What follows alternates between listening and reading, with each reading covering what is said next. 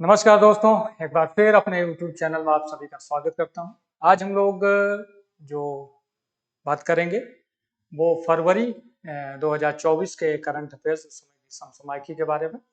इसके पहले जो वीडियो बनाया था वो जनवरी माह का था। इसी तरह आगे 2024 के जो भी घटनाक्रम रहेगा, घटना चक्र है या समसामयिकी करंट अफेयर्स है, उसको अलग अलग वीडियो में कवर करेंगे। तो आज अभी वीडियो स्टार्ट करते हैं। आप लोग जो लोग इसको सब्सक्राइब ना किए हो वो कर लें और शेयर करें। जस्टिस खान विलकर को लोकसभा का नया अध्यक्ष, लोकपाल का नया अध्यक्ष नियुक्त किया गया है। केंद्र सरकार ने सुप्रीम कोर्ट के पूर्व न्यायाधीश अजय मानिक राव खान विलकर भ्रष्टाचार विरोधी लोकपाल का नया अध्यक्ष नियुक्त किया है। न्यायपुर खान विलकर कार्यकाल में प्रवेश करने की तारीख से अगले 5 साल की अवधि तक 70 साल की उम्र तक अपनी प्राप्त करने तक वो अपने पद पर रहेंगे। 2013 में लोकपाल विधेयक संसद के द्वारा पास किया गया और उसके बाद जो है ये कानून बना। लोकपाल विधेयक में सभी केंद्रीय विभागों, सार्वजनिक संपत्ति, सार्वजनिक कंपनियां, निगम संस्थान कि किसी भी विभाग की वो जांच करा सकता है अगर उसको किसी भी विभाग में कोई गड़बड़ी, भ्रष्टाचार का अगर मामला आता है। अभी जो फरवरी में लोकपाल के नए अध्यक्ष नियुक्त हुए हैं, जस्टिस एएम खानविलकर, 65 वर्षीय न्यायमूर्ति खानविलकर ने श्रम, औद्योगिक और संवैधानिक कानूनों के विशेषज्ञता के साथ 20 वर्षों से अधिक समय तक बॉम्बे उच्च न्यायालय में अभ्यास किया है। 2013 में उन्हें बॉम्बे हाई कोर्ट की स्थायी न्यायाधीश के रूप में नियुक्त की गई थी।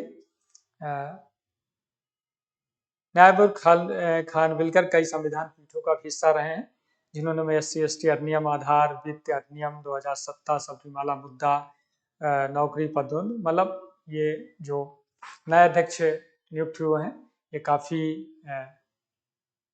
समय से न्याय क्षेत्र में काम कर चुके हैं और 65 वर्ष की आयु पूरी कर रहे हैं। अगले 5 साल तक वो अपने पद पे रहेंगे। लोकपाल या भ्रष्टाचार विरोधी लोकपाल लोक सेवकों के खिलाफ भ्रष्टाचार के मामलों की जांच के लिए लोकपाल आयुक्त अधिनियम 2013 के तहत स्थापित एक स्वतंत्र वैधानिक निकाय है।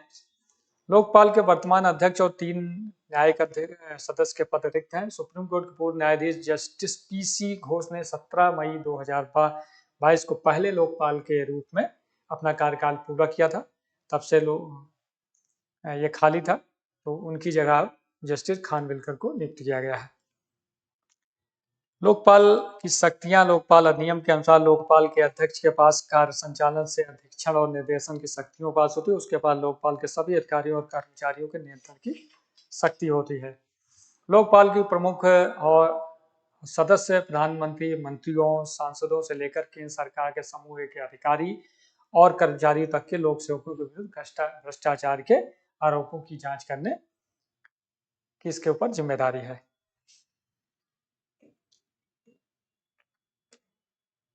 यूरेनस और नेपच्यून के आसपास 3 नए चंद्रमा खोजे गए हैं।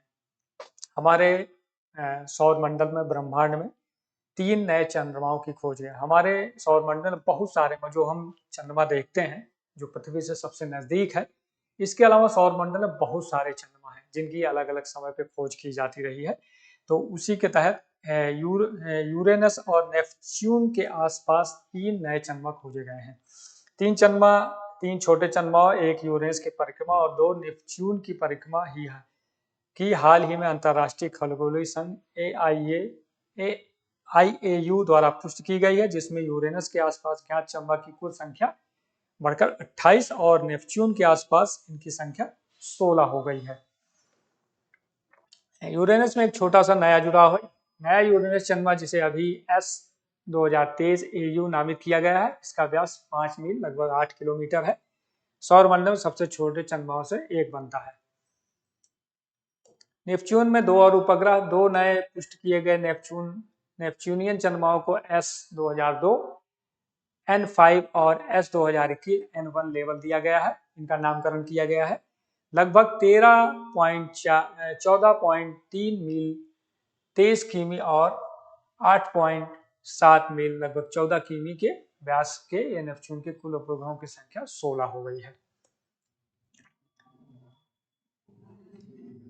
बाहरी सौर मंडल में और अधिक चंद्रमाओं की मतलब खोज की जा रही है। पिछले साल से बृहस्पति और शनि के आसपास 60 से अधिक नए चंद्रमाओं की खोज पुष्टि हुई गई और यूरेनस और नेपच्यून के आसपास 3 और नए चंद्रमाओं की पुष्टि हुई है। ये खोजें बाहरी सौर मंडल में भी पहले से छिपी वस्तुओं का अनावरण करने के नई तकनीकों और दूरबीनों की शक्ति का प्रदर्शन करती हैं। 10,000 जीमॉन प्रोजेक्ट क्या है? जैव प्रौद्योगिकी विभाग TDP ने 10,000 जीमॉन परियोजनाओं के सफल समापन की घोषणा की है। तो भारत में हजारों व्यक्तिगत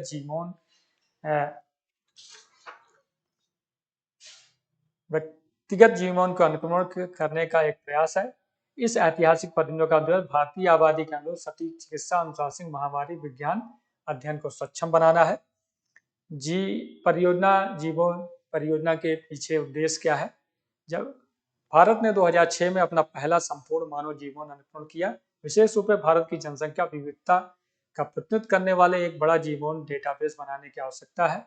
जैसा कि DTP सचिव और राजेश S गोखले ने बताया, भारतीयों की मूल आनुवंशिक संरचना पर शायद ही कोई ऐसा अध्ययन हुआ है। पूरे भारत में विविध जातीय समूहों, आदिवासी आबादी से हजारों व्यक्तिगत जीवन का मानचित्र करके शोधकर्ताओं के पास अब एक जनसंख्या विशिष्ट आनुवंशिक वेरिएंट पर मजबूत संदर्भ डेटा होगा। 10,000 जीवन प्रोजेक्ट की सफलता 2020 में राष्ट्रीय जैव प्रौद्योगिकी विकास रणनीति 2015 से 20 के तहत की गई थी। जीवन अनुक्रमण 2021 से शुरू हुआ। अब DTP की समय सीमा के अनुसार ये पूरा हो गया है। दुनिया में पहले जातीय रूप से प्रासंगिक जीवन डेटाबेस के रूप में 10,000 जीवन परियोजना भारत को जनसंख्या पैमाने पर स्वदेशी जीवन जानकारी रखने वाले कुछ देशों में स्थान दिलाने में मदद करती है। इससे जीवन का मतलब हमारे देश में जो जातीय समूह हैं, आदिवासी हैं, हर क्षेत्र, हर राज्य की अलग अलग तरह के लोग हैं वहाँ के। कोई आदिवासी है, दलित है, तो उनका एक डेटाबेस होगा, उनका जीवन क्या है, उनकी जीन्स कैसे हैं, उस हिसाब से उनके जो चिकित्सीय और बीमारियों में किन दवाइयों का प्रयोग हो सकता है, मतलब उस पर एक तरह से रिसर्च होगा। और इसमें भारत ने 10,000 जीवों की खोज की है। दुनिया में मधुमेह, कैंसर, हृदय विकारों जैसी बीमारियों से जुड़े भारत के अद्वितीय आनुवंशिक वेरिएंट का मानचित्र करके शोधकर्ता भारतीय उप महासमूहों के लिए अनुकूल लक्षित दवाएं, निदान और उपचार प्रोटोकॉल विकसित कर सकता है। यह स्वास्थ्य देखभाल परिस्थितियों में क्रांति ला जा सकता है। तो जीवन 10,000 जीवन की खोज करने से इन सब चीजों में भारत जो है अलग अलग खोजों के द्वारा इन सब बीमारियों का सही से उपचार सुनिश्चित कर सकता है। जूम जैकिंग क्या है? जूम जैकिंग एक प्रकार के साइबर हमले को संदर्भित करता है, जहां हैकर सार्वजनिक रूप से सुलभ USB पावर चार्जिंग स्टेशन जैसे हवाई अड्डों, रेलवे स्टेशनों, माल आदि में पाए जाने वाले मालवेयर या हार्डवेयर संशोधन के कनेक्टेड मोबाइल उपकरणों पर डेटा तक अवैध रूप से पहुंचने के लिए हेराफेरी करते हैं। जब कोई अनजान उपयोगकर्ता बैटरी बढ़ाने के लिए अपने स्मार्टफोन या लैपटॉप, टैबलेट को ऐसे चार्जिंग पॉइंट से कनेक्ट करता है, तो संपर्क सूची, फोटो, ईमेल, यहाँ तक कि वित्तीय जानकारी डेटा कुछ मिनटों में डिवाइस से हैकर्स के पास गुप्त रूप से पहुंच जाती है। निकली हुई संवेदनशील जानकारी अपराधियों तक पहचान की चोरी, बैंकिंग धोखाधड़ी और पीड़ित के निजी डेटा का उपयोग करने से इसे ऑनलाइन घोटालों को दुरुपयोग होने की संभावना होती है। तो इसमें जूम जैकिंग का मतलब है कि जो रेलवे स्टेशन है, एयरपोर्ट है, मॉल हैं, या जो सार्वजनिक जगह हैं जहाँ पे हम अपने मोबाइल, लैपटॉप जो भी इलेक्ट्रॉनिक उपकरण हैं जहाँ हमारी निजी जानकारियां होती हैं वहाँ वहाँ उसको टेम्पर्ड कर दिया जाता है उस डिवाइस को। अगर वहाँ पे हम अपना चार्जिंग कोई भी इलेक्ट्रॉनिक ऊपर चार्ज करते हैं तो वहाँ ऐसा सॉफ्टवेयर या ऐसा हार्डवेयर डिप्लॉय किया जाता है जिससे हमारा सारा डाटाबेस, वित्तीय, बैंकिंग, फोटो, पहचान सब जो है वो हैकर्स के पास, और फिर वो उसका गलत उपयोग उठाते हैं। आपका बैंक से बैंकिंग धोखाधड़ी हो सकती है, आपकी सूचना लीक हो सकती है। तो इसलिए इसको ये एक तरह से साइबर क्राइम के उसमें आता है। डेटा की सुरक्षा पर आरबीआई के साथ आरबीआई ने भुगतान और गोपनीय जानकारी संग्रहित करने के लिए लोगों के मोबाइल उपकरणों पर अत्यधिक निर्भरता उन्हें जूम जैकिंग के प्रति अत्यधिक संवेदनशील बनाती है। आरबीआई ने इसके बजाय व्यक्तिगत चार्जर का उपयोग करने की सलाह देता है।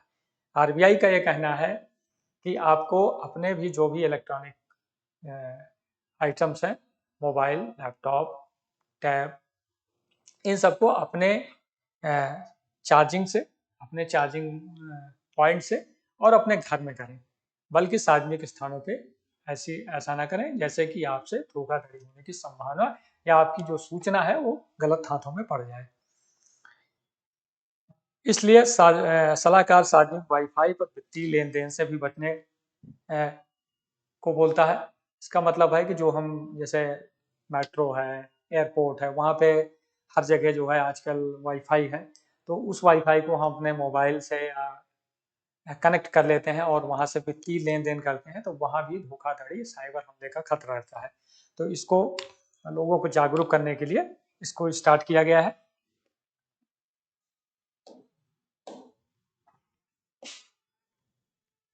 बायो एशिया शिखर सम्मेलन 2024 शुरू किया गया है। एशिया के प्रमुख जैव प्रौद्योगिकी और जीवन विज्ञान सम्मेलन बायो एशिया 21वां संस्करण 27 फरवरी 2030 के हैदराबाद, भारत में शुरू हुआ है।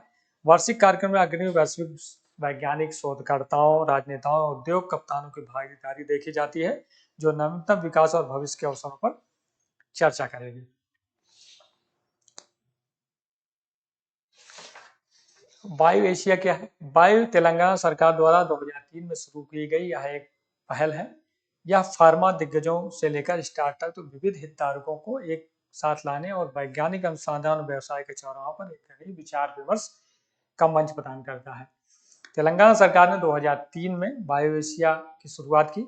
यहाँ पे जो दवा कंपनियां हैं या फिर फार्मा जो कंपनियां हैं या फार्मा क्षेत्र में या दवाई बनाने वाली क्षेत्र में जो स्टार्टअप हो रहे हैं या जो अनुसंधान हो रहे हैं, उनके लिए एक विचार मंच प्रदान करता है, जहाँ पे सारे वैज्ञानिक उस क्षेत्र से जुड़े हुए, स्वास्थ्य से जुड़े हुए वैज्ञानिक, रिसर्चकर्ता, व्यवसायी एक मंच पे आते हैं। वहाँ पे भविष्य की वो रणनीतियां तय करते हैं और इसमें क्या अलग अलग बदलाव किए जाएं, इसके बारे में बात करते हैं।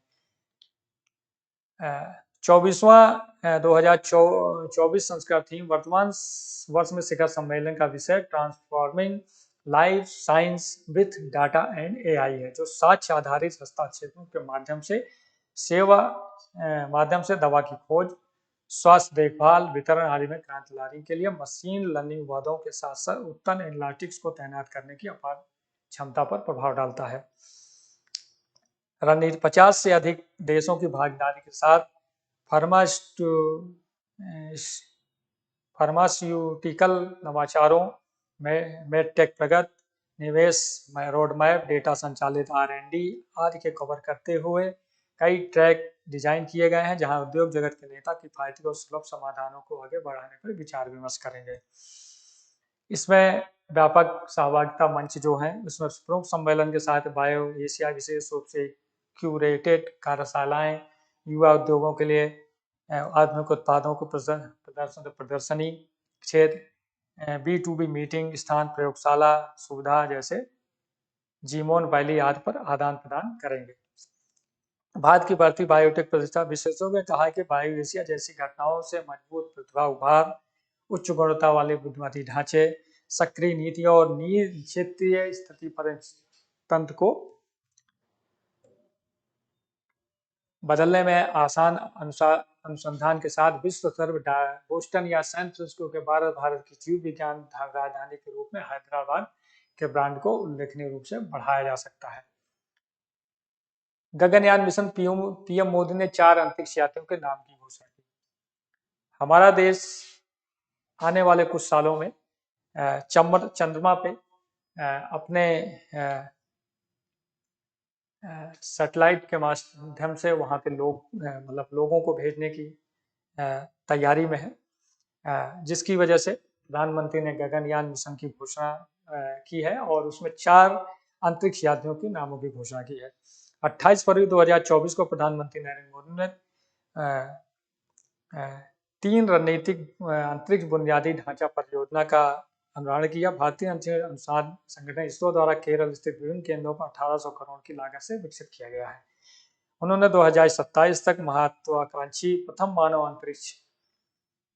अंतरिक्ष उड़ान कार्यक्रम की समीक्षा करते हुए गगनयान मिशन के पहले 4 भारतीय अंतरिक्ष यात्रियों उम्मीदवारों की औपचारिक घोषणा की है।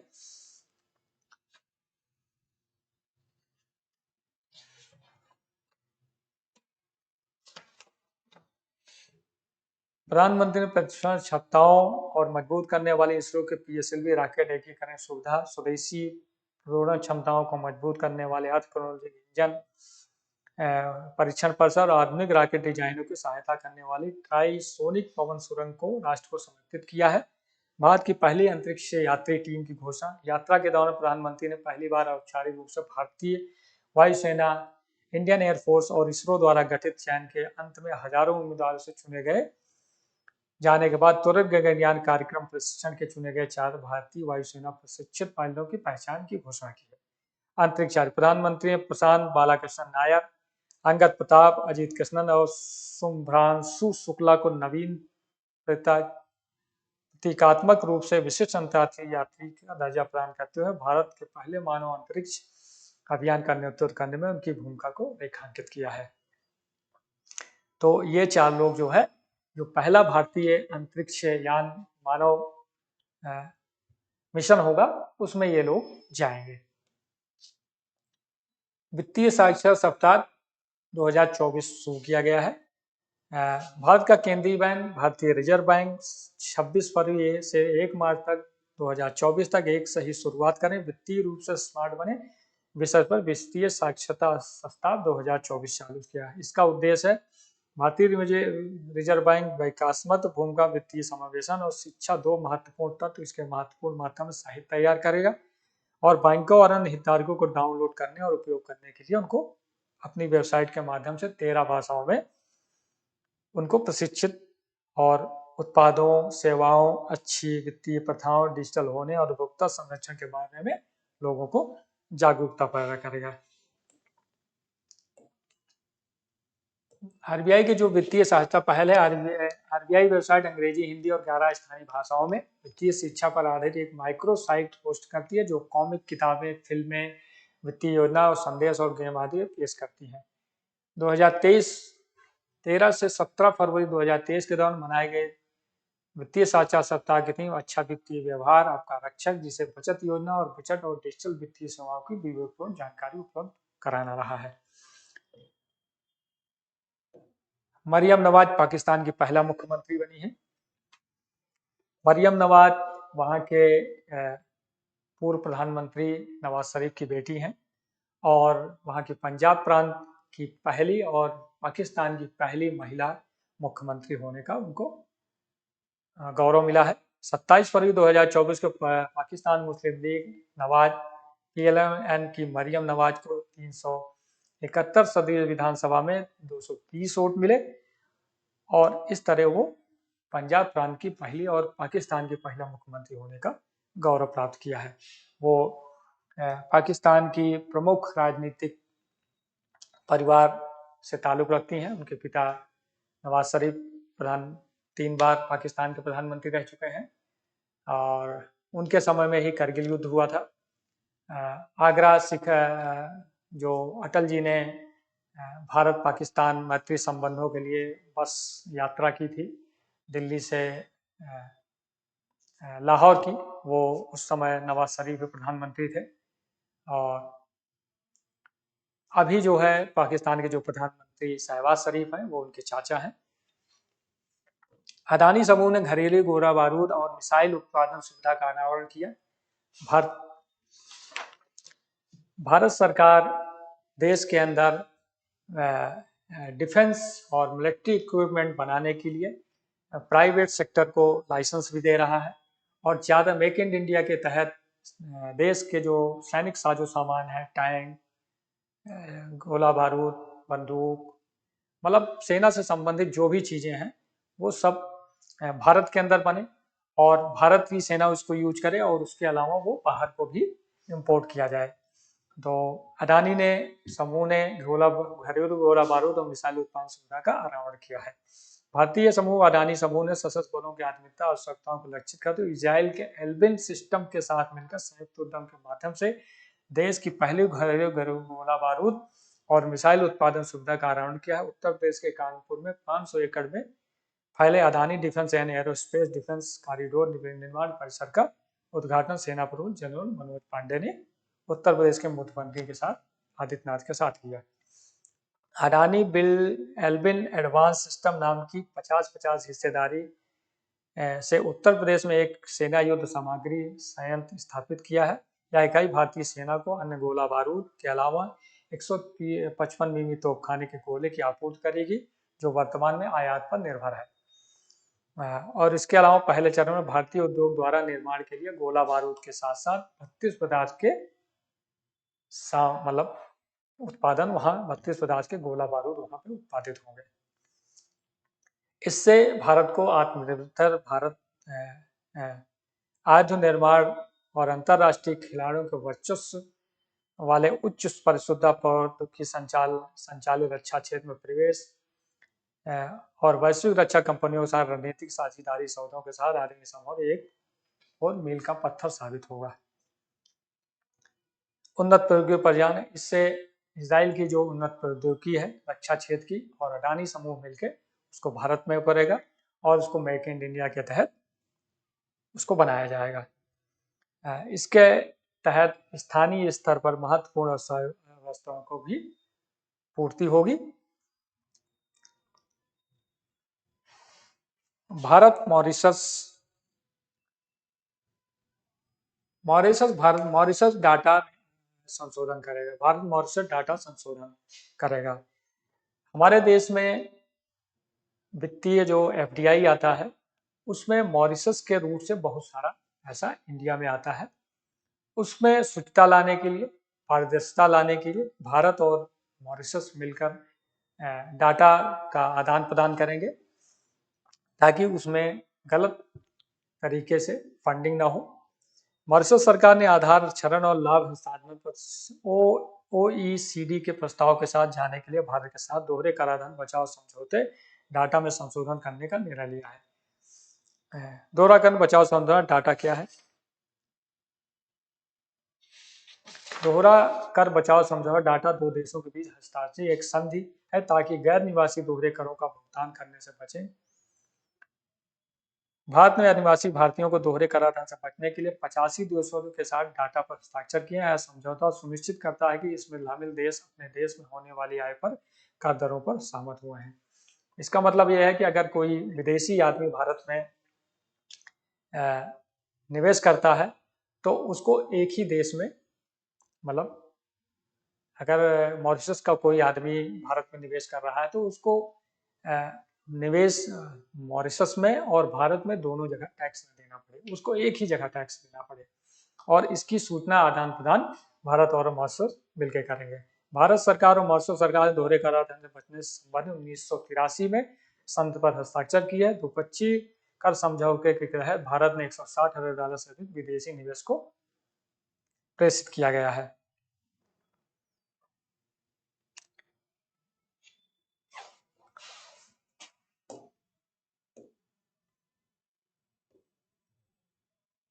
डीआरडीओ ने प्रौद्योगिकी हस्तांतरण छोड़ों पर हस्ताक्षर किए हैं। DRDO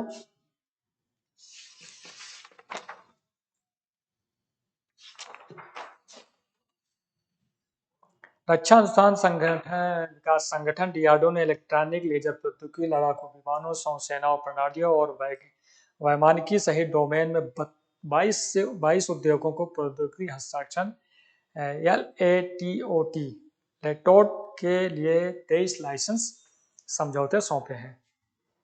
Maharashtra MSME defence expo, ये लाइसेंस पुणे के महाराष्ट्र MSME डिफेंस एक्सपो 2024 में आयोजित DRDO उद्योग बैठक के दौरान सौंपे गए हैं। बैठक में DRDO के अध्यक्ष डॉक्टर समीर बी कामत अन्य अधिकारियों में उपस्थित थे।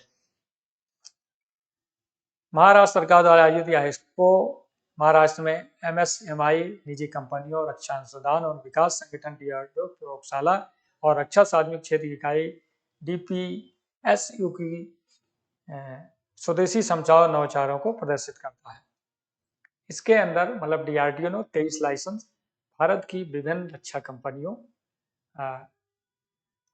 को लाइसेंस प्रदान किया है, जो कई सारे उपकरण जो है बनाएगी, जिसमें यह समझौता हल्के लड़ाकू विमान तेजस के लिए carbon brake, 100 metre and 3 foot bridge floating, UBGL के लिए 30-40 मिमी उच्च विस्फोटक एंटी कार्मिक ग्रेनेड और 70 टी टैंक ट्रांसपोर्ट के पूर्ण लेजर ट्रेलर के निर्माण के लिए ये लाइसेंस दिया गया है अलग अलग कंपनियों को। DRDO ने 9 उद्योगों भागीदारों को summer system of advance manufacturing assistant and rating मूल्यांकन प्रमाण पत्र भी सौंपे हैं। तो इससे भारत DRDO जो अनुसंधान करता है किसी प्रोडक्ट को बनाने, तो उसका बनाने का जो लाइसेंस है भारतीय उद्योगों को दिया गया है। महाराष्ट्र में 28 फरवरी राष्ट्रीय विज्ञान दिवस, नेशनल साइंस डे। प्रतिवर्ष 28 फरवरी को राष्ट्रीय विज्ञान दिवस मनाया जाता है। इसका उद्देश्य लोगों में विज्ञान के महत्व और उसके अनुप्रयोग, उसके प्रयोग को का संदेश फैलाना होता है। 28 फरवरी 2028 को भौतिक विज्ञानी VC रमन द्वारा रामन प्रवाह की खोज को चिन्हित करने के लिए इस दिवस को मनाया जाता है। इस खोज के लिए CV रमन को 1930 में भौतिक के नोबेल पुरस्कार से सम्मानित किया गया था। राष्ट्रीय विज्ञान दिवस की स्थापना केंद्र सरकार द्वारा 1986 में राष्ट्रीय विज्ञान और प्रौद्योगिकी संचार परिषद की मांग के आधार पर की गई है। पहली बार राष्ट्रीय विज्ञान दिवस 28 फरवरी 1987 को मनाया गया था। इस दिवस को लोगों के दैनिक जीवन में उपयोग में किए जाने वाले विज्ञान के महत्व को प्रदर्शित करना और उनको विज्ञान प्रौद्योगिकी को लोकप्रिय बनाने में के लिए मनाया जाता है। PM मोदी ने 2000 रेलवे प्रोजेक्ट लॉन्च किया है। भारत में रेलवे इंफ्रास्ट्रक्चर को बढ़ाने के लिए और ज़्यादा से ज़्यादा प्रौद्योगिकी का इस्तेमाल हो, हमारे रेलवे आधुनिकीकरण की बढ़े, स्टेशन आधुनिक हो, साफ सफाई हो, इसके लिए प्रधानमंत्री ने हाल ही में 41,000 करोड़ की 2000 से अधिक परियोजनाओं को शुरू की है। परियोजनाओं का प्रधानमंत्री अमृत भारत स्टेशन योजना के तहत 354 स्टेशन पुनर्विकास परियोजना की नींव रखी है, जो देश भर में 27 राज्यों में प्रमुख रेलवे स्टेशनों के सुधार के लिए एक सरकारी पहल है। इसके तहत 1500 रोड ओवरब्रिज अंडरपास की भी आधारशिला है। उत्तर प्रदेश में गोमती नगर स्टेशन का उद्घाटन भी किया गया है और स्टेशन का पुनर्विकास 364 करोड़ की लागत से हुआ है। 553 रेलवे स्टेशन पुनर्विकास परियोजना पर लगभग 19,000 करोड़ रुपए खर्च होने का अनुमान है। इसके अलावा 5,000 किलोमीटर और रेलवे ट्रैक में जोड़े जाएंगे नए। पिछले 10 वर्षों में 41,000 किमी के अलावा वित्त वर्ष 2024 में 5,000 रेलवे ट्रैक और रेलवे में जोड़े जाएंगे।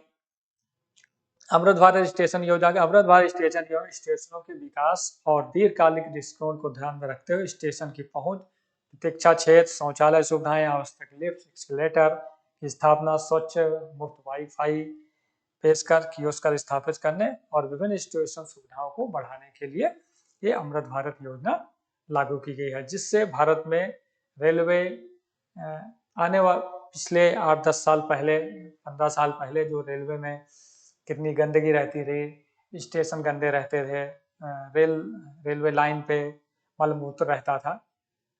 उसमें धीरे धीरे भारतीय रेलवे एक्सपेरिमेंट के द्वारा बायो टॉयलेट की व्यवस्था की। ट्रैक जो है अब उसमें गिट्टी हटा के उसको सीमेंटेड किया जा रहा है, और स्टेशनों की साफ सफाई, वाईफाई की सुविधा, एक्सीलेटर, मतलब कई सारी मतलब आधुनिक सुख सुविधाओं से रेलवे को जोड़ा जा रहा है।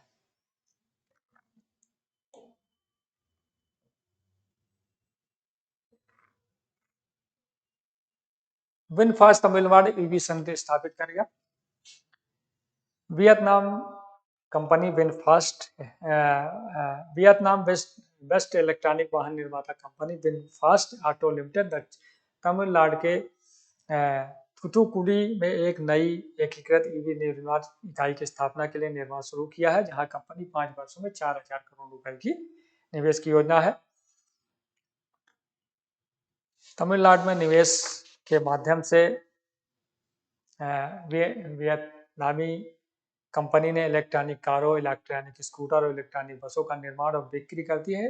ने कुछ समय में 16,000 करोड़ रुपए का निवेश तमिलनाडु की सरकार के साथ समझौते पर हस्ताक्षर किए हैं। इससे नई फैक्ट्री से थूथुकुडी में तमिलनाडु औद्योगिक संवर्धन निगम SIPCOT के औद्योगिक पार्क में स्थित 400 एकड़ की साइट पर बनेगी, और उसमें 3,000 से 5,000 लोगों को रोजगार पैदा होने के बाद इससे जो है आगामी वर्ष में 1.5 लाख इकाइयों मतलब इलेक्ट्रिक गाड़ियां, जिसमें कार, इलेक्ट्रिक स्कूटर और इलेक्ट्रिक बसों का निर्माण किया जाएगा।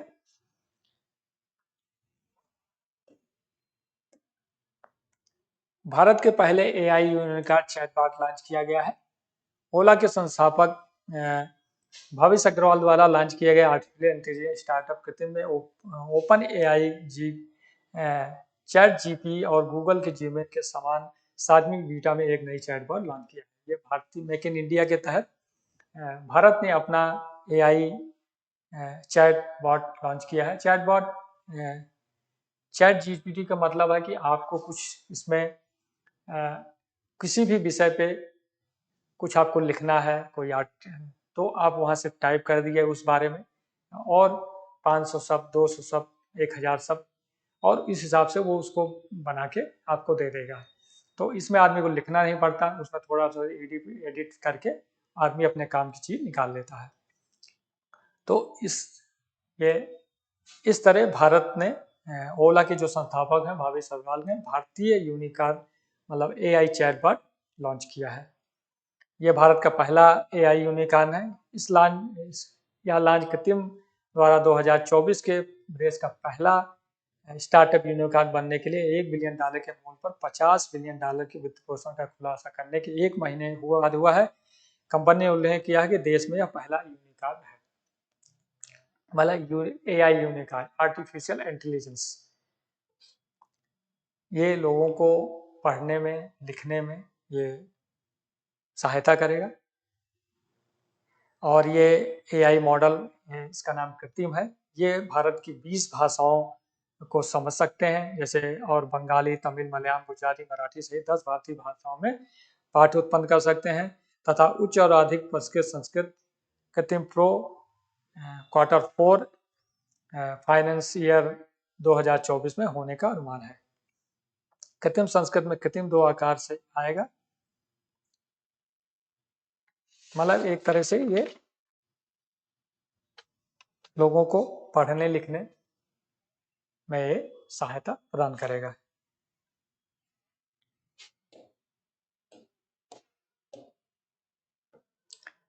धर्म गार्डियन 2024 अभ्यास शुरू हुआ है। धर्म गार्डियन 2024 अभ्यास का 5वां संस्करण भारतीय सेना और जापान के ग्राउंड सेल्फ डिफेंस फोर्सेस का संयुक्त अभ्यास है। धर्म गार्डियन 2024 25 फरवरी को भारत के राजस्थान में महाजन फील्ड फायरिंग रेंज में शुरू हुआ है, और 9 मार्च 2024 तक ये चलेगा। इसका मुख्य लक्ष्य है, यह अभ्यास का उद्देश्य एकीकृत प्रचालन क्षमताओं का सामना और विदेशी तैनाती के लिए महत्वपूर्ण हेली बोर्न इंसर्शन और इंटेलिजेंस जैसे विशिष्ट डोमेन को साझा विशेषता के आधार पर सेनाओं के बीच आचार संचार क्षमता का को बढ़ाना है। इस अभ्यास के तहत विशेष युद्ध सामरिक अभ्यास, जिनका अभ्यास संयुक्त और संयुक्त रूप से किया जाता है, इससे संचालन में स्थायी आधार की स्थापना, गश्त, सत्वपूर्ण क्षेत्रों पर घेराबंदी, खोज और निर्मित क्षेत्रों में हस्तक्षेप शामिल है। और उसमें दोनों देशों की सेनाएं उन्नत उपकरणों का प्रदर्शन करेंगे।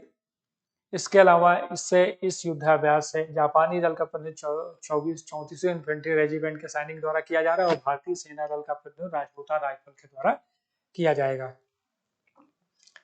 जिससे भारत और जापान की सेनाएं आपस में कैसे कोऑर्डिनेशन करेंगी और एक दूसरे की क्षमताओं को आंकेंगी, समझेंगी। इससे युद्ध में युद्ध करना, साइबर हमले, आतंकवाद निरोधी अभियानों में, समुद्री बचाव दल में कैसे एक दूसरे का कोऑपरेशन करेंगी, इसके बारे में जाने समझिए। भारत का भाषा एटलस बनाया जाएगा। केंद्रीय संस्कृत मंत्रालय के तहत एक स्वायत्त निकाय इंदिरा गांधी राष्ट्रीय कला केंद्र ने एक अखिल भारतीय भाषा मानचित्र परियोजना भारत भाषा एटलस बनाने के लिए देश भर में एक भाषी सर्वेक्षण कराने का प्रस्ताव दिया है।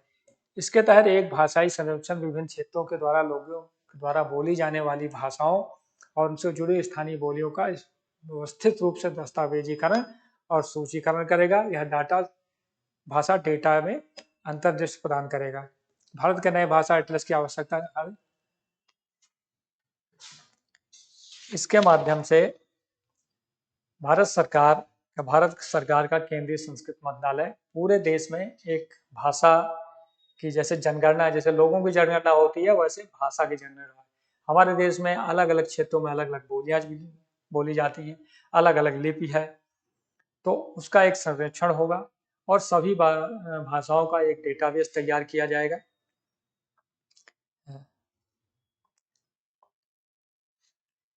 भाषाई विविधता के दस्तावेजीकरण के वजह से भारतीय मानचित्र में शासन में नव नागरिक संचार को बेहतर ढंग से सुव्यवस्थित करने, कमजोर स्वदेशी भाषाओं को प्राथमिकता देने वाले उचित नीति का हस्तक्षेपों के माध्यम से सांस्कृतिक पूंजी को समृद्ध बनाने और सूक्ष्म भाषा समुदायों को औपचारिक रूप से स्वीकार करने में मदद मिलेगी।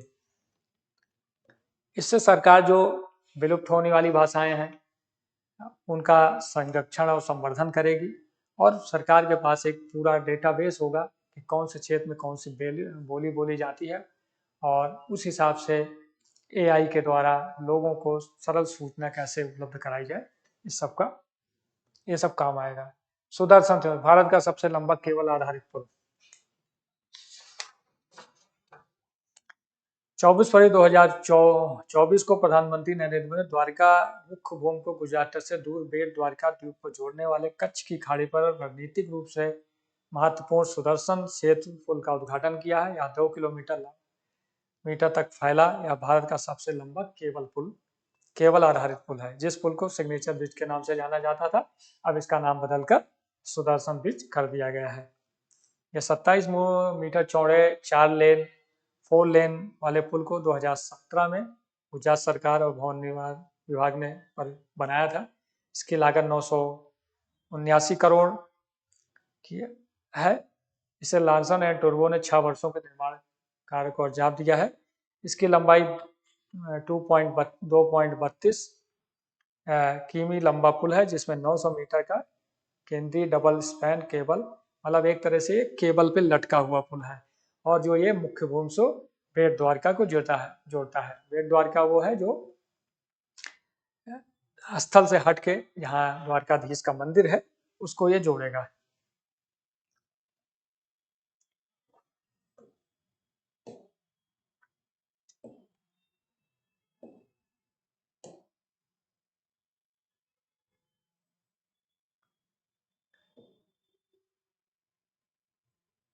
सत्ताईस फरवरी को राष्ट्रीय प्रोटीन दिवस, नेशनल प्रोटीन दिवस मनाया गया।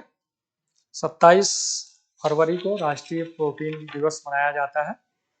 भारत ने 2027 फरवरी को प्रोटीन दिवस मनाया। राष्ट्रीय स्तर पर सार्वजनिक स्वास्थ्य पहल राइट टू प्रोटीन ने 27 फरवरी 2020 को भारत में पहला प्रोटीन दिवस मनाया। इस दिवस के प्रोटीन के पोषण संबंधी लाभों के बारे में लोगों में जागरूकता फैलाई जाती है।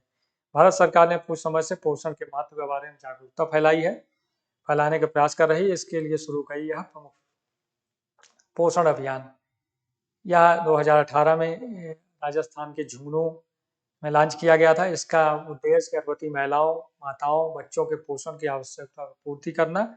इसके अतिरिक्त इसका लक्ष्य बच्चों, महिलाओं में खून की कमी, एनीमिया को दूर करना। यह महिला बाल विकास मंत्रालय द्वारा फ्लैगशिप कार्यक्रम है। यह कार्यक्रम आंगनबाड़ी सेवा, प्रधानमंत्री मातृ वंदना योजना, जननी सुरक्षा योजना, राष्ट्रीय स्वास्थ्य मिशन, स्वास्थ्य भारत मिशन और सार्वजनिक वितरण प्रणाली मनरेगा के द्वारा से जुड़ा हुआ है।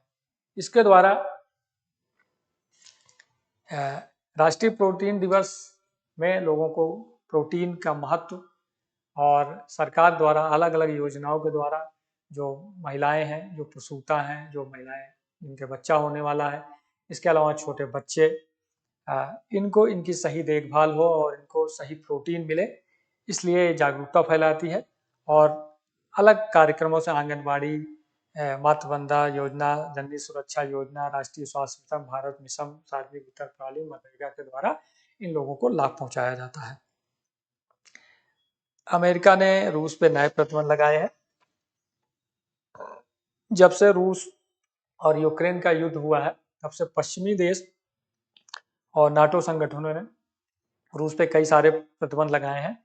इसी के तहत फरवरी में रूस और यूक्रेन संकट के दूसरे वर्ष में प्रवेश कर रहा है और अमेरिका और यूरोपीय संघ ने संयुक्त रूप से वैश्विक शांति को परेशान करने वाली आक्रामकता के लिए मॉस्को को लक्षित करते हुए 500 अधिक दंडात्मक उपयोगों को शामिल करते हुए व्यापक अतिरिक्त प्रतिबंधों की घोषणा की है।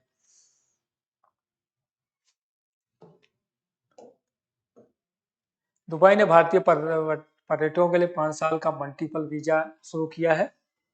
फरवरी 2024 में दुबई के अधिकारियों ने प्रमुख स्रोत बाजार से वैश्विक आगमन की ओर बढ़ावा देने और सांस्कृतिक आर्थिक संबंधों को मजबूत करने के लिए भारतीय नागरिकों के लिए 5 वर्षीय बहुप्रवेश पर्यटन वीजा नीति घोषणा की है।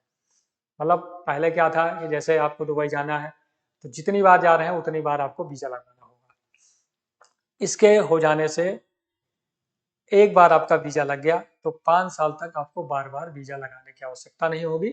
और इसमें एक नियम ये भी है कि आप जो है मल्टीपल वीजा, भारतीय पासपोर्ट धारकों को दुबई में स्वतंत्र रूप से प्रवेश करने और लगातार 90 दिनों तक रहने की अनुमति देता है। मतलब 3 महीने तक आप वहाँ रह सकते हैं, वहाँ बिजनेस भी कर सकते हैं, वहाँ काम भी कर सकते हैं, वहाँ व्यापार भी कर सकते हैं, वहाँ घूम टहल भी सकते हैं। मतलब चाहे आप पर्यटन की दृष्टि से जाइए या आप व्यापारिक दृष्टि से जाइए, आप 90 दिन तक वहाँ आराम से रह सकते हैं।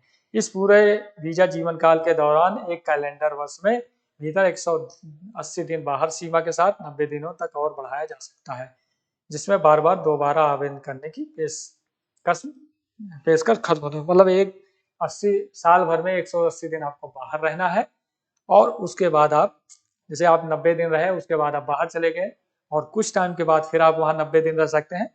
तो इस तरह जो व्यापारी वर्ग है, जो औद्योगिक तबका है, वो वहाँ बार बार जाके अपना काम कर सकता है।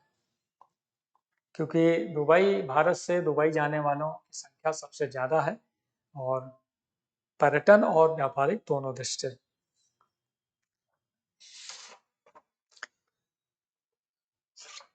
छत्तीसगढ़ एल्युमिनियम पार्क परियोजना को पुनर्जीवित करेगा। छत्तीसगढ़ सरकार ने भारतीय जनता पार्टी द्वारा शासित छत्तीसगढ़ सरकार ने राज्य के स्वामित्व वाली प्रमुख एल्युमिनियम उत्पादन इकाई एल्युमिनियम कंपनी लिमिटेड बाल्को की उपस्थिति का लाभ उठाते हुए एल्युमिनियम विनिर्माण हब बनाने का निर्णय लिया। छत्तीसगढ़ सरकार ने लघु उद्योग को रियायती दर पर कच्चे एल्युमिनियम की आपूर्ति करने के लिए वेदांता लिमिटेड की सहायक company Bharat aluminium company limited Balco के साथ एक समझौता किया है। पहले जो बाल्को थी वो भारत सरकार के स्वामित्व में थी और उसके बाद इसको जो है बेच दिया गया और वेदांता ने इसका अधिग्रहण किया। वेदांता वहाँ एल्युमिनियम बनाती है। इसके तहत जो है छत्तीसगढ़ में एक एल्युमिनियम पार्क परियोजना को पुनर्जीवित किया जा रहा है। वहाँ छोटे छोटे एल्युमिनियम की इकाइयाँ हैं जो अलग अलग चीज़ें बनाती हैं। इससे जो है सरकार उनको सब्सिडी देगी और उन उद्योगों को वेदांता और बाल्को मिलकर बाल्को स्मेल्टर इकाई एमएसएमई खिलाड़ियों को सब्सिडी वाले कच्चे एल्युमिनियम की आपूर्ति कर गए। स्थानीय डाउनस्ट्रीम उद्योगों को बढ़ावा देने के लिए इसी के तहत उन्होंने क्लस्टर प्रस्ताव 2015 और 21 में शुरू किए गए थे, लेकिन निष्पादन में देरी के कारण यह प्रारंभिक भूमि पहचान आगे प्रगति करने में विफल रहे। इससे स्थानीय उद्योगों को बढ़ावा देने के फायदे होंगे। अकेले कच्चे एल्युमिनियम निर्माण के बजाय कोरबा के भीतर छोटे छोटे उद्यमियों द्वारा बर्तन, तार, पन्नी, ऑटोमोबाइल पार्ट्स आदि को शामिल करते हुए संपूर्ण एल्युमिनियम सामान उत्पादन श्रृंखला की सुविधा झारखंड सरकार के प्रमुख औद्योगिक विकास, नौकरियों और राजस्व का बढ़ाने में मदद करेंगी। 26 फरवरी को महान स्वतंत्रता संग्राम सेनानी वीर सावरकर की पुण्यतिथि है। 26 जनवरी को स्वतंत्रता सेनानी वीर सावरकर की पुण्यतिथि के रूप में मनाया जाता है। विनायक दामोदर सरकार हमारे आज़ादी की लड़ाई में और सामाजिक परिवर्तन और राजनीतिक विचारक के रूप में जानते हैं हम लोग उनको। विनायक दामोदर सरकार वीर सावरकर के नाम से जाना जाता है। इनका जन्म 28 मई 1883 महाराष्ट्र के नासिक में हुआ था। एक स्वतंत्रता संग्राम सेनानी, उन्होंने 1857 की क्रांति को प्रथम स्वतंत्रता संग्राम बोला था और इसके ऊपर एक किताब भी लिखी है। उन्होंने पूर्व में अभिनव भारत सोसाइटी नामक रचना की थी। लंदन में उन्होंने फ्री इंडिया सोसाइटी का गठन किया था। विनायक दामोदर सरकार ने जोसेफ मैनजी जीवन कथा पर राजनीति नामक पुस्तक लिखी। उन्होंने 1857 क्रांति the Indian for of independence नामक पुस्तक का प्रकाशन भी किया था। इसके अलावा उन्होंने रतारगढ़ी में कैद के दौरान हिंदुत्व या हु इज हिंदू नामक पुस्तक लिखी। भारत में जो हिंदुत्व है की परिभाषा है वो विनायक दामोदर सरकार के द्वारा ही दी गई है। और इस समय प्रेजेंट टाइम में जो भारतीय जनता पार्टी सरकार है या भारतीय जनता पार्टी की जो आइडियोलॉजी है वो विनायक दामोदर सरकार से बहुत मेल खाती है। वीर सरकार ने भारत को हिंदू राष्ट्र के रूप में एक निर्मित किए जाने वाले का समर्थन किया था। उन्होंने राष्ट्रवादी राजनीतिक विचारधारा हिंदुत्व का भी विकास किया था। उनके सम्मान में अंडमान निकोबार में पोर्ट ब्लेयर में एक हवाई अड्डे का भी नामकरण किया गया है। सावरकर हवाई अड्डा नाम रखा गया। 28 मार्च को स्वतंत्रता संग्राम सेनानी वीर सावरकर की जन्मगांठ के रूप में भी मनाया जाता है। ये पहले स्वतंत्रता संग्राम सेनानी हैं जिनको ब्रिटिश सरकार ने 2 आजीवन कारावास की सजा सुनाई थी और इनको अंडमान निकोबार द्वीप समूह में काला पानी की सजा दी गई थी। और आज के सरकार की जो आइडियोलॉजी है वीर सावरकर से बहुत मिलती जुलती है। भारत ने अंतरिक्ष क्षेत्र में 100% एफडीआई का मंजूरी दी है। 22 फरवरी 2024 को भारत सरकार ने रणनीतिक अंतरिक्ष क्षेत्र के लिए प्रत्यक्ष विदेशी नियत एफडीआई निर्देशों में संशोधन किया है, जिससे उपग्रह निर्माण, लॉन्च वाहन निर्माण और जमीनी बुनियादी ढांचों के निर्माण में अत्यधिक विदेशी पूंजी प्रवाह की अनुमति मिल गई है।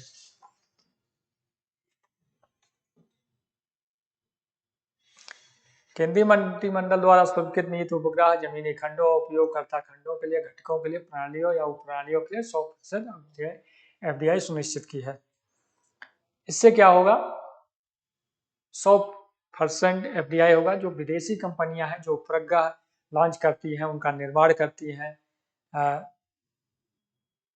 वो जो है भारत में आएंगी, भारतीय कंपनियों के साथ टाई अप करेंगी, जिससे भारतीय जो उपग्रह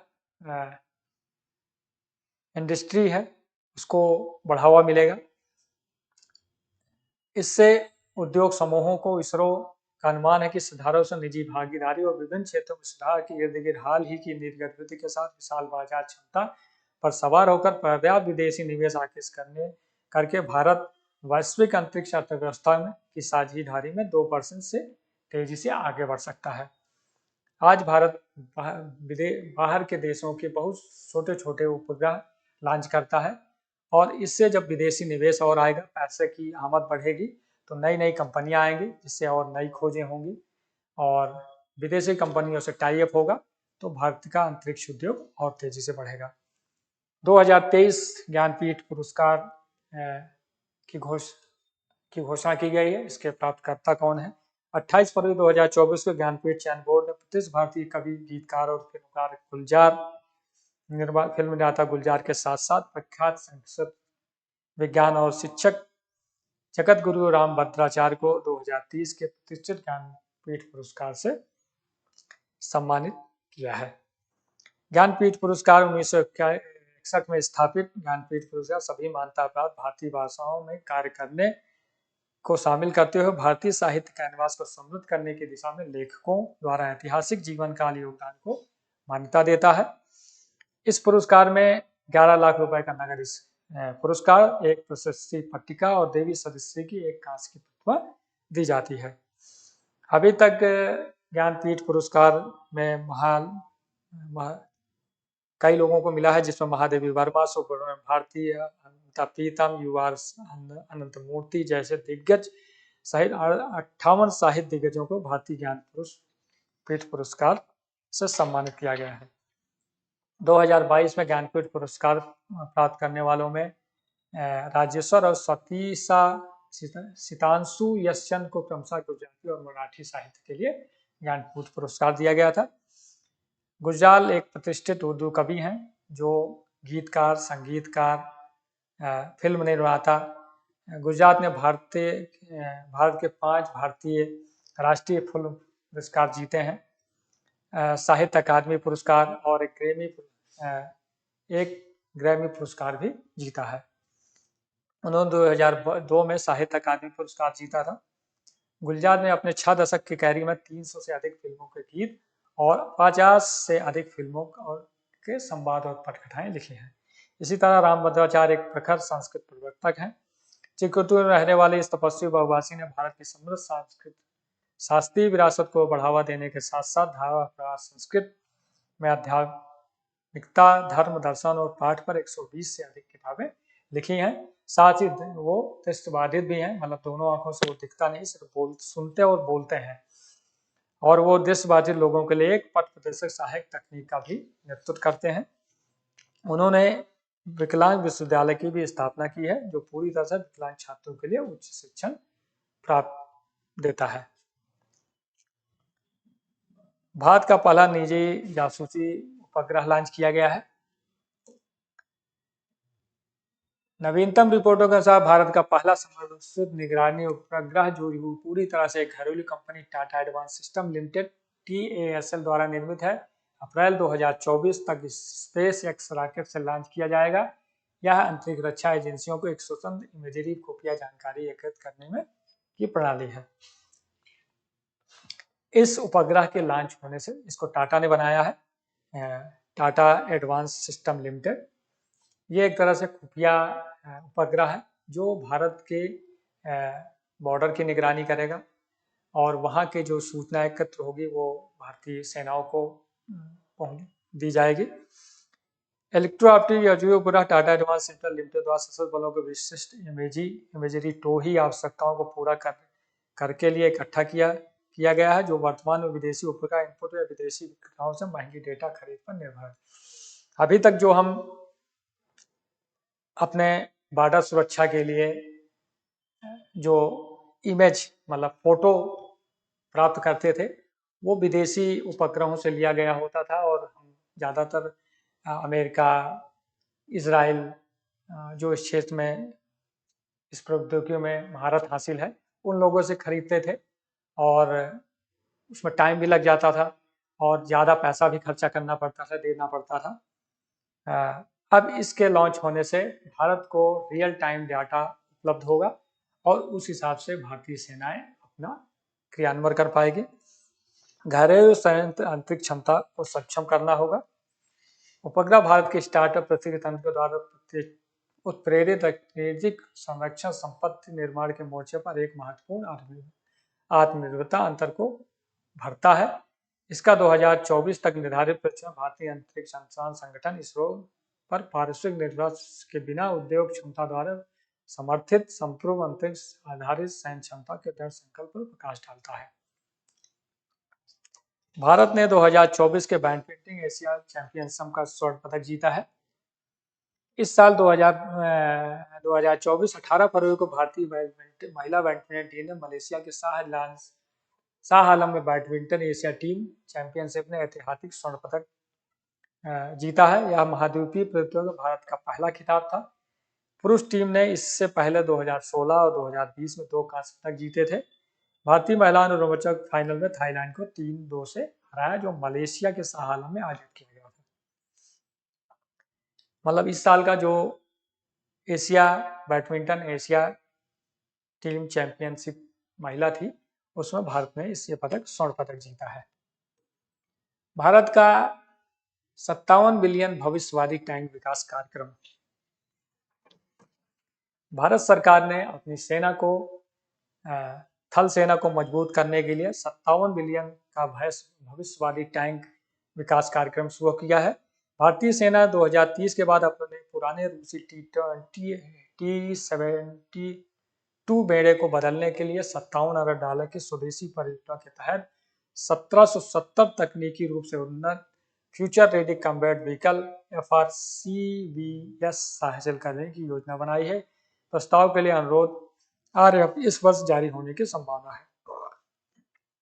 भविष्य में सेनाओं की टैंकों की जरूरत कैसे पूरी हो, इसलिए सरकार ने $57 अरब की एक महत्वाकांक्षी परियोजना लॉन्च की है, जिसके तहत मेक इन इंडिया के तहत भारतीय प्रौद्योगिकी और भारतीय कंपनियों के द्वारा टैंक बनाया जाएगा, जो T-72 बेड़े की जगह लेगा। अभी जो टैंक हैं वो ज़्यादातर रूस के प्रौद्योगिकी पे हैं, आधारित हैं, और धीरे धीरे वो कई सालों से सेवा दे रहे हैं। अब वो धीरे धीरे रिटायरमेंट पे हैं। उनको उनकी प्रौद्योगिकी चेंज कर करके उनको चलाया जा रहा है, लेकिन अब एक नया और आधुनिक तकनीक पे भारत अपना खुद का टैंक बनाने की दिशा में कार्य कर रहा है। इस कार्यक्रम को पुनरावृत्त तकनीकी नवाचारों का लाभ उठाते हुए 1 दशक तक चलने वाले 3 चरणों में चलाया जाएगा। पहले चरण पूरे फ्यूचर रेडी कम्बैट व्हीकल की 590 इकाइयां शामिल की जाएंगी। इसके बाद T-72 टैंक परिवार सोवियत युद्धक टैंकों का एक परिवार है, जिसे 1969 में उत्पादन में प्रवेश किया था। मतलब 1969 में इसका उत्पादन किया गया था, और इसकी 25,000 से ज़्यादा टैंक बनाए गए हैं। अब ये रिटायर होने वाले हैं, इनकी जगह भारत अपना खुद का टैंक बना रहा है। भारतीय नौसेना ने मिलान 2024 बहुपक्षीय नौसेना अभ्यास की मेजबानी करेगा।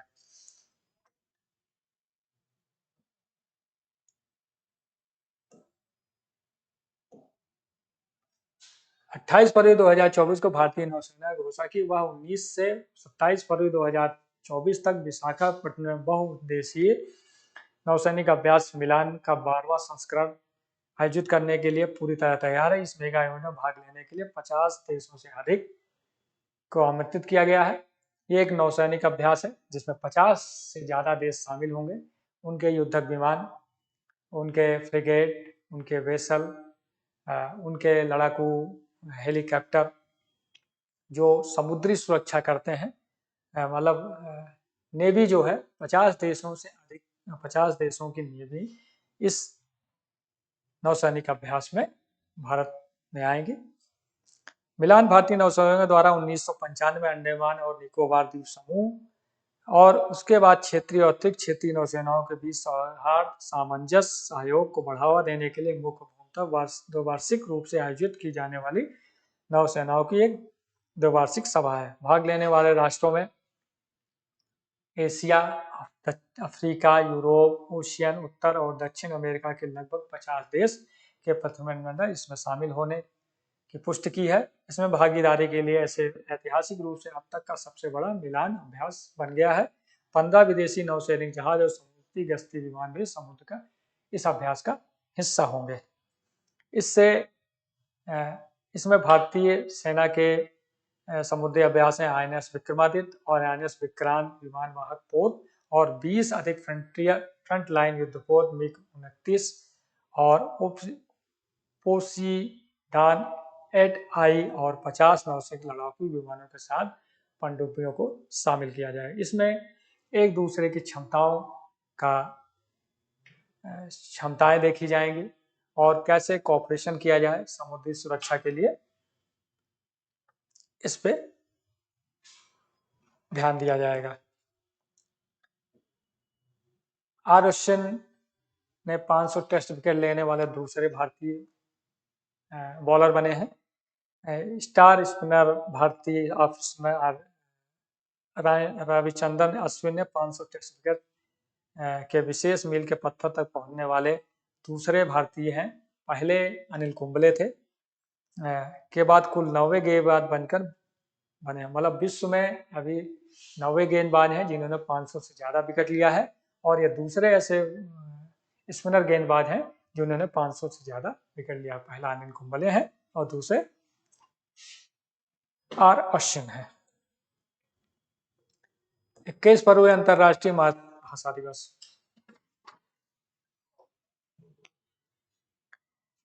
21 फरवरी अंतर्राष्ट्रीय मातृभाषा दिवस। 21 फरवरी को प्रतिवर्ष अंतर्राष्ट्रीय मातृभाषा दिवस के रूप में मनाया जाता है। इसका उद्देश्य भाषा विज्ञान के रूप में जागरूकता, सांस्कृतिक विविधता एवं बहुभाषावाद को बढ़ावा देना। इसकी घोषणा सर्वोदय यूनेस्को ने 17 नवंबर 1999 को की थी। 21 फरवरी 2000 के प्रतिवर्ष अंतर्राष्ट्रीय मातृभाषा दिवस के रूप में मनाया जाता है। बाद में संयुक्त राष्ट्र ने 2008 में अंतर्राष्ट्रीय मातृभाषा वर्ष घोषित करते हुए प्रस्ताव पारित किया। मातृभाषा दिवस मनाने का विचार बांग्लादेश की पहल पर की थी। बांग्लादेश ने 21 फरवरी को बांग्ला भाषा को स्वीकृति देने के लिए संघर्ष के वर्षगांठ के रूप में मनाया जाता है।